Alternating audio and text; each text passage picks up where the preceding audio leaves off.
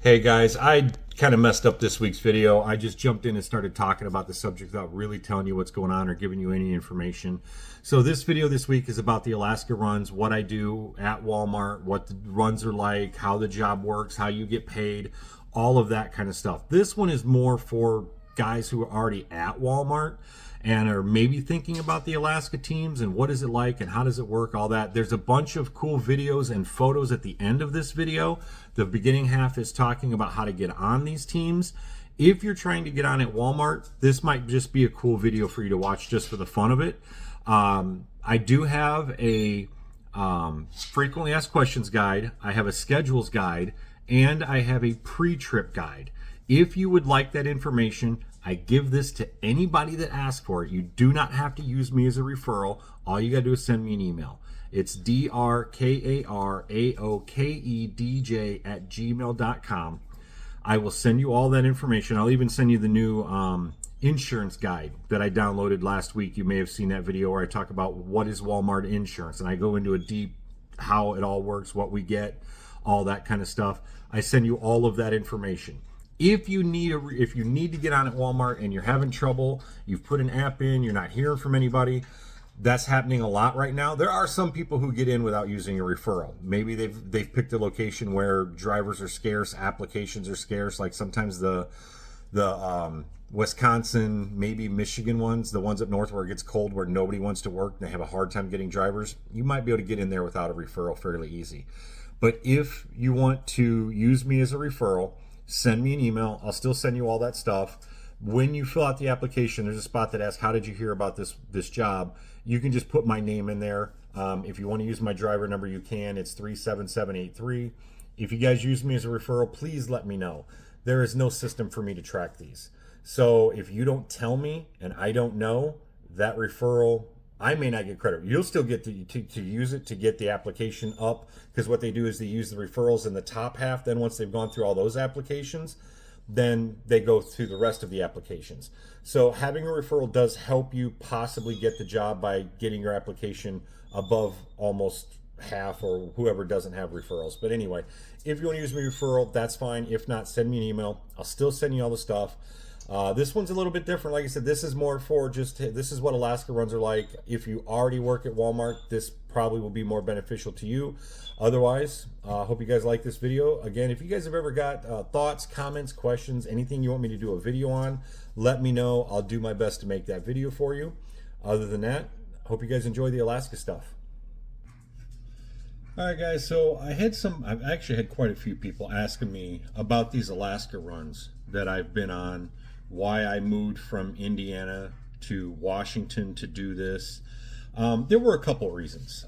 Some of it was the job and the benefits that come with the job. And some of it was, as you guys know, a year and a half ago or so, went through a divorce. And I just decided I needed a fresh start. I've always loved the Oregon, Washington area. When I used to drive over the road when I first got my license, I had told my now ex-wife, hey, someday we're going to move out here. It's gorgeous. It's beautiful. It was amazing out here. So now that I'm out here, I love it as much as I thought I would. I love the area. The people are way nicer out here than they were in the Chicago area. And then there's the job. So if you're wondering about the job, does it pay more? Yes, but there are pros and cons, and we're going to go over those pros and cons. So one of the things that I can tell you is you get paid very differently running the Alaska runs than you do what you guys are doing in the lower 48. You guys are getting mileage, you guys are getting activities, you guys are getting the wait time, you guys are getting paid for everything, sleeping in the truck, all the stuff that you guys do to make that 110 whatever you guys are making a year. Alaska drivers don't get that. We get paid a flat rate of $487 a day. Now we go in at 10 o'clock Wednesday night, we got $487 for the day. It's all or nothing. There's no by hour. It's not like that. So when we go in at 10 o'clock, say, we'll just do Monday, for example. Say we go out on a Monday, me and my teammate, we both get $487 a day. We also fill out a form and we get paid a $300 bonus for the completing of that trip. So when we leave, we say, okay, we're going to be out. It usually takes 6 days to do a run. So we're going to be gone 6 days. So we'll be back Saturday, the 7th or 6th or whatever day it is. And when the payroll does all that, if that falls in that pay period, we'll get a $300 bonus for completing that trip. If you can get 2 per pay cycle sometimes, depending on how your trips fall and whatnot in the pay period and how many days you take off and all that. But we'll get to the schedules and stuff in a minute. So you get the $487 a day plus a $300 bonus for every trip you make. You set your own schedule. So you and your partner say, hey, we want to run 6-4. My buddy Charlie, him and his partner, they run 6-4. They go out, they do their 6 days. Sometimes in the summertime, if you've got like 2 anchorages or you don't have a lot of stops, you can get there and back in 5.5 days.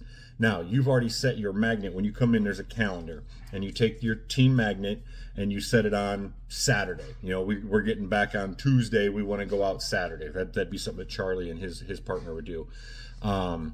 If you got back Monday night really late, you're still off Tuesday. You don't get paid for it because you weren't out on the road or anything like that, but you would just have a 5th day off if you wanted to, or you could maybe move your magnet back a day to only have 4 days off.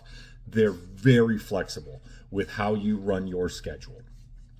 One of the cool things about that, though, is let's say you guys go out on a Monday, you're coming back on your 6th day, which is Saturday, but you ran into some traffic or you had something come up, and you get back Sunday morning at 12:15, just 15 minutes into that next day. You get paid full pay for that. $487 for that 15 minutes, and you got paid for a 7th day.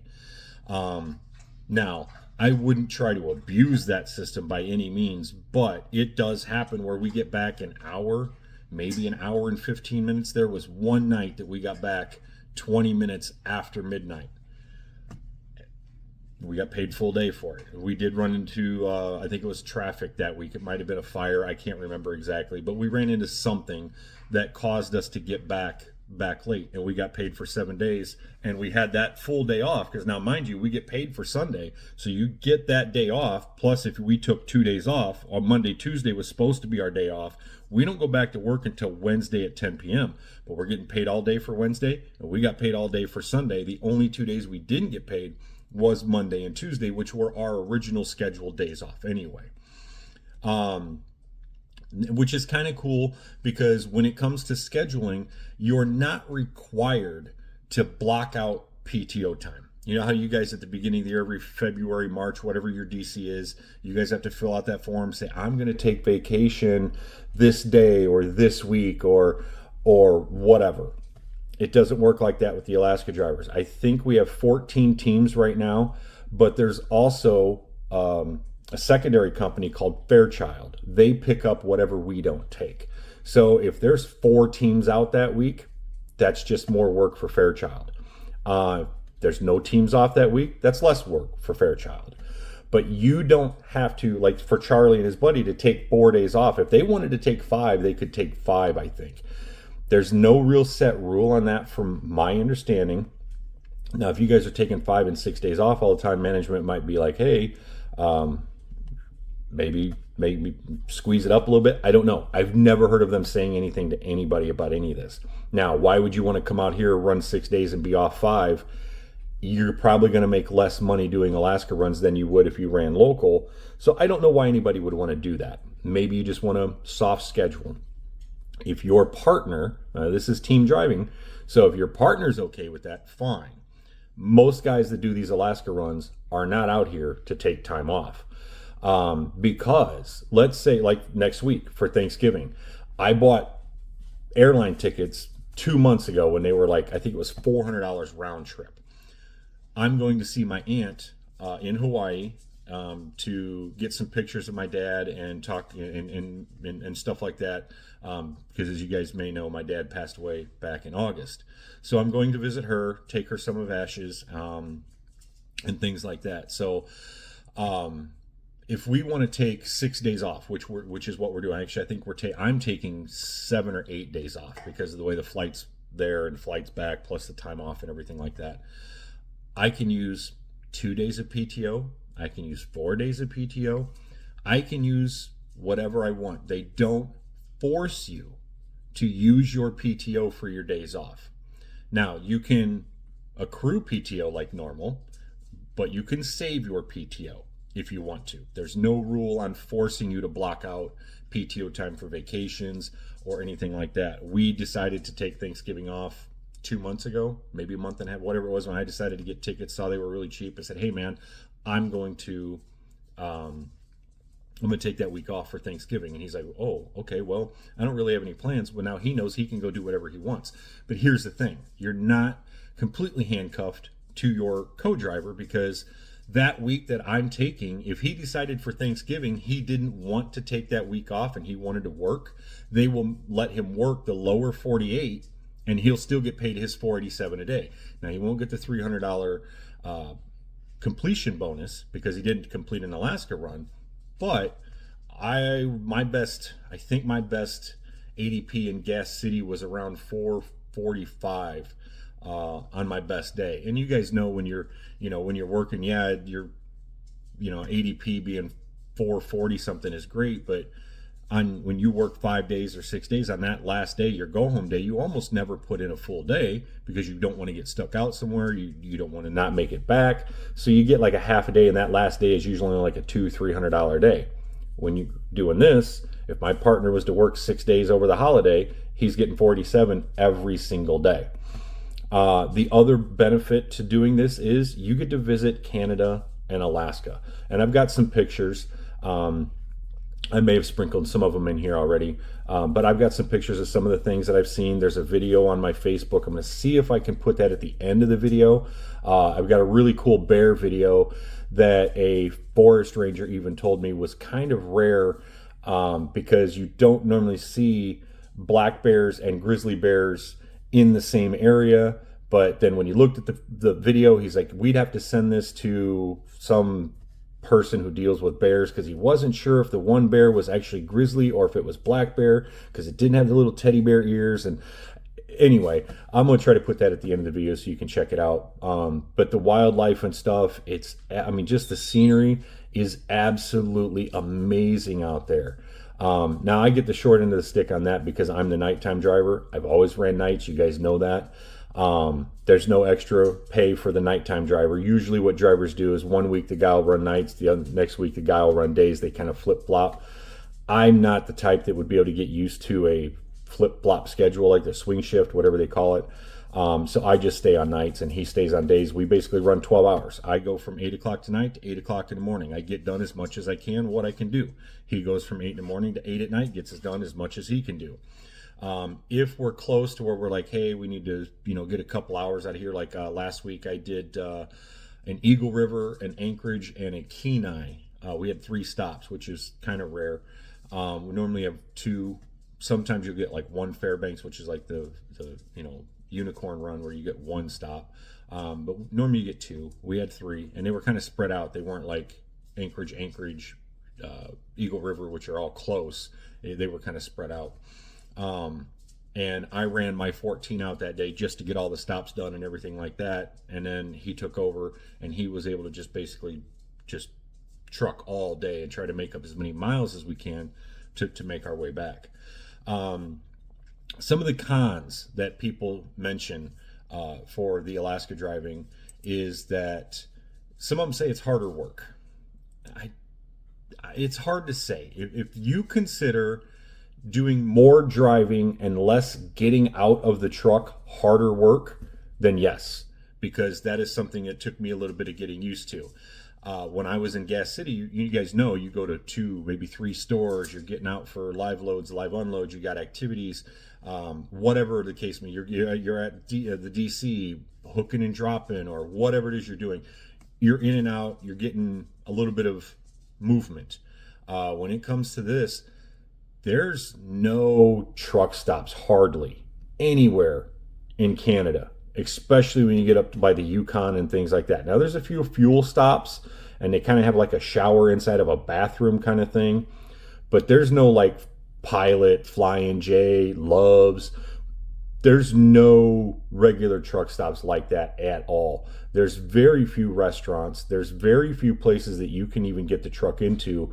There's a few frontage roads where you might be able to get into, like a Wendy's, or A&W hamburgers are really big up there. Those are kind of like, I see those more than I think I see McDonald's almost. So is it harder work being that you have to do nothing but drive and you can't get out and you've got no whatever movement or whatever, and it makes it makes me more tired. I found that I was more active and more energetic running the lower 48 than I am running these Canada runs. These Canada runs are harder for me to sleep, and they're harder for me to stay alert because you're just so sedative in the truck, and you don't want to stop because this is about getting miles. It's like 2,200 miles one way to get to the first stop. So now, when it comes to miles, though, you are getting a ton of miles when it comes to your safety bonus, because as you guys know, our safety bonuses are based off of our miles, and some of it's based off of drop hooks and things like that. So you're racking up a ton of miles. I mean, I'm getting 2,000, 2,500 miles a week, because we split the miles. So I'm getting a lot of miles. My bonus checks have gone up a couple $100 since I've started doing these Alaska runs. So I don't know if it's much harder work. Now, the one thing is being that you get paid $487 a day, if you've got to jump out and chain, you don't get paid for chaining in Alaska. You get the $487. You don't get paid for the stores. You don't get paid for the drop and hooks. There aren't that many anyway. Like I said, normally you get 2 stores a week and then the drop and hook at the DC. So that really doesn't make a difference. One of the other things that people say, oh, I'm never doing that because, is team driving. Most people do not want to team drive with somebody else. They don't care. It's not worth it. I've gotten lucky. The 2 partners, the first guy I had, he had some health issues and decided to go lower 48 and stop doing the Alaska run. So they gave me another partner, and both partners I've had have been really awesome. Good guys, easy to get along with. I mean, just fun guys, awesome. I've gotten so lucky. I mean, like super compatible, lucky. So the team driving doesn't really bother me that much. I don't really do anything in the truck that they're, the other guy, whatever. I mean, you sleep and you drive. I mean, that's about it for me. The one biggest con that I would say when it comes to the Alaska driving, though, is the scheduling of appointments. Let's say that you want to go to the dentist, and this is a situation I'm having right now, and all the dentists are backed up for 3 months to get a cleaning. Well, yeah, I can say we're going to run 62626262, but here's the thing. What if there's a meeting that you have to go to, like fall training or spring training or something like that? Walmart says, hey, we need you here on this day. Well, they got to push you back maybe a day. Something I'm dealing with right now. Maybe I don't know if I should be, I don't know what it is. Maybe I shouldn't be saying this. I don't know. I got a call from my GTM today, and she said, hey, are you back from Alaska? I said, yeah, actually, we go out tomorrow. She goes, well, I got to hold you back a day. I said, why? She goes, well, Bentonville is going to be here. They want to talk to you, and you're going to meet with them Wednesday at 2 p.m. I said, is this a good thing or a bad thing? She goes, well, they didn't give me any details. Now, I know darn good and well she's got details, but because she's not allowed to tell me, that's what she had to tell me. I get it. But now I've got to sit here for 48 hours wondering, why does Bentonville want to come talk to me? I can't think of anything I've done, good or bad, that would require Bentonville to want to specifically talk to me. It's not like they just saw me in a hallway and said, hey, how you doing? Oh, let's talk for a minute. No, they specifically, by name, appointed me an appointment for 2 p.m. on Wednesday. I don't like unplanned things. I'm a truck driver. I micromanage everything. So the fact that I've got to wait 48 hours to find out why Bentonville wants to talk to me has me going nuts. But that pushing things back one day now is going to force me and my partner to run the lower 48 for the next few days, because we're going to be leaving for, I've already got plane tickets for the Hawaii trip. I can't not get back in time to catch those flights. So that throws our schedule off right there. Trying to do, like I said, the dentist appointment. You can try to plan our 626262, but what if we run into traffic and we get back a day late? Do we just take one day off and then go right back out? It's a little rough. These Alaska runs take a little bit out of you. When you get back, you kind of need two days off. That's why most guys will run a 6-3 when they do these Alaska runs. There is one father-son team, I think, that just does what we call turn and burn. They basically take off a day and then they're right back out at it.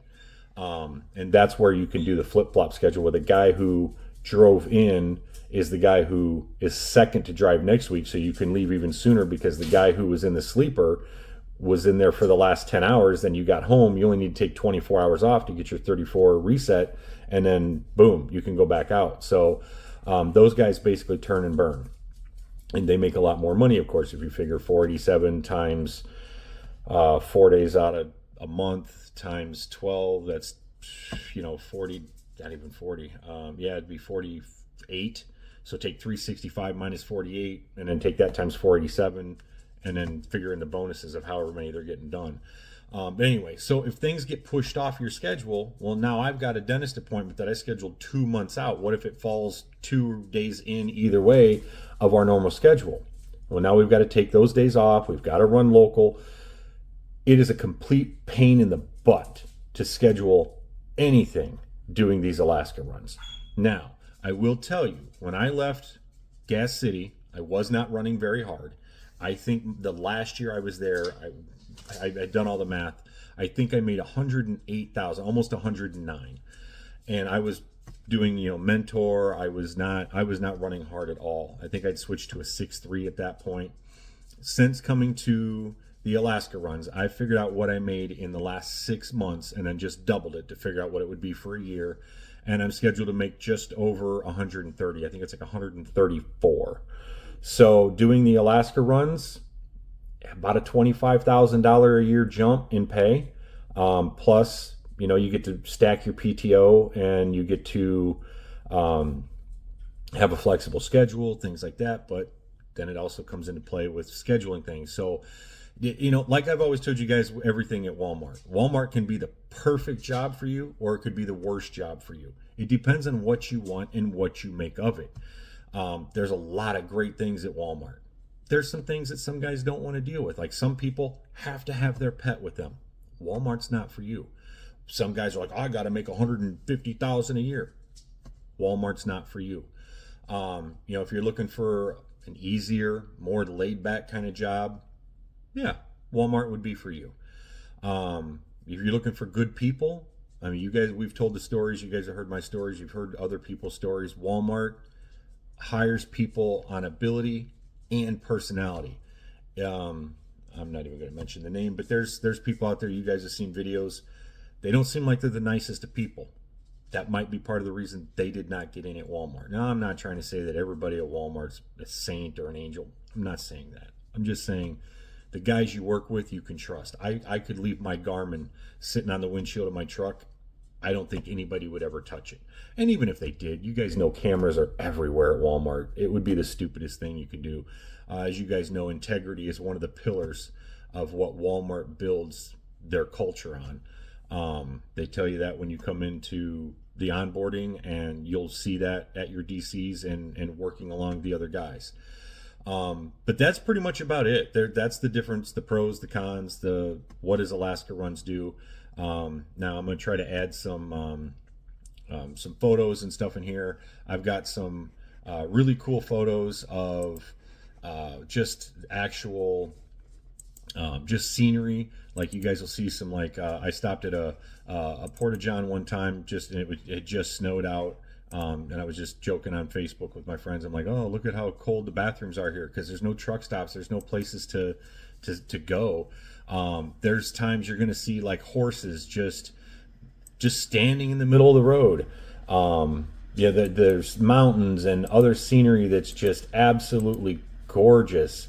Like in the wintertime, you get some really cool snowy capped, scenes and things like that. Now, all these pictures I've either taken at a stop or I was in the passenger seat. Of course, you guys know we're not using our phones and stuff like that while we're driving. But I'm going to add some of that stuff here. Hopefully, you guys get to take a look at it. And if you guys want, you can always join my Facebook. It's just Rich Warne, Rich D. Warne, I think is the Facebook, at Rich D. Warne, whatever it is. You guys can add me on Facebook. I'll chat on there when I can, or you guys can email me, drkaraokedj@gmail.com.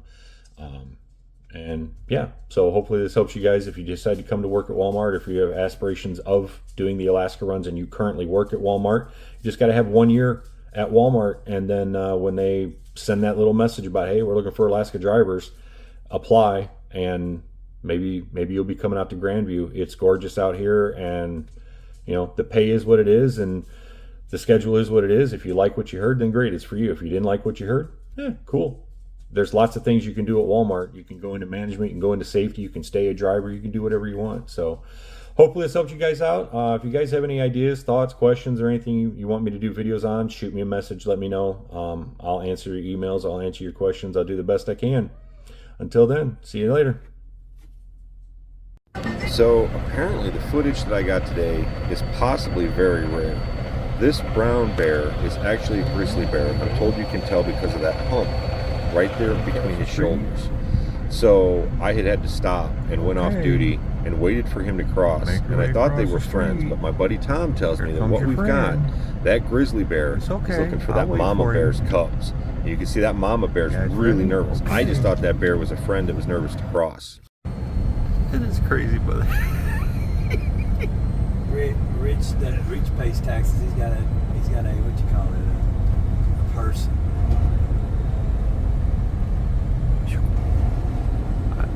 I think I swear he wants to land on a hood. I know that's what he wants to do.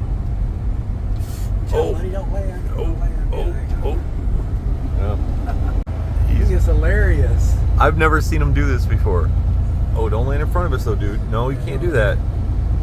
Big old crow. Here, give him some to eat. That's what I bet. He wants to land on our hood so we can feed him, but we don't.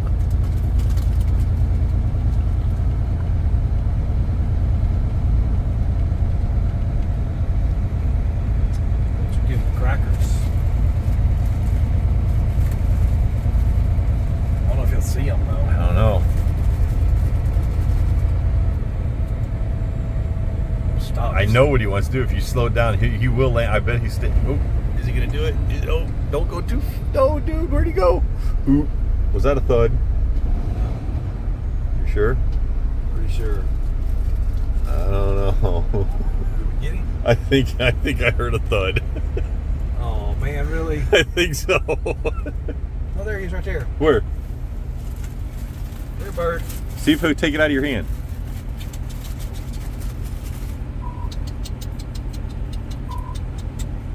That noise. Yeah, what is that?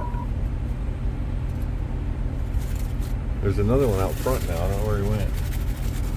Is he eating them? Yeah, there you go.